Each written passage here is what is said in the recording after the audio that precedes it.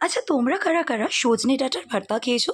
Please আমাকে comment সেকশনে অতি অবশ্যই জানাবে, এবং এটাও জানাবে সজনে ডাঁটার ভর্তা তোমরা ঠিক কিভাবে বানাও। আমি কিন্তু এই ডাঁটার ভর্তা আজকে ফার্স্ট টাইম বানালাম। হ্যাঁ, কারণ এই 4টে ডাঁটা যেটা দেখতে পাচ্ছ, এটা আমার মায়ের এক বান্ধবী তার দের বাড়ির গাছ থেকে দিয়ে গিয়েছিল। তাই পরিমাণে কম ছিল বলে আমি মাকে বললাম এই ডাঁটার ভর্তা বানাবো। তো চলো, ঝটপট বানিয়েছি এবং ঝটপট তোমাদেরকে জানিয়ে দিই এটা বানাতে ঠিক কী কী লাগে। সবার প্রথমেই সজনে ডাঁটাটাকে ভালো করে একটু সর্ষের তেল লাগিয়ে ওটাকে আমি পুড়িয়ে নিয়েছিলাম। তার ভেতর থেকে যে সফট অংশটা আছে সেটাকে বের করে ডাঁটার বাদবাকি পোর্শনটা আমি ফেলে দিয়েছি। এবারে একটা কড়াতে তেল দিয়েছি, যাতে সবার প্রথমেই আমি শুকনো লঙ্কা দিয়েছি, দিয়ে ভালো করে ভেজে তুলে নিয়েছি। এরপর একে একে পেঁয়াজ এবং টমেটো দিয়ে সেটাকে একটু সামান্য নুন দিয়ে নাড়াচাড়া করে সেটাকেও কিন্তু আমি তুলে নিয়েছি।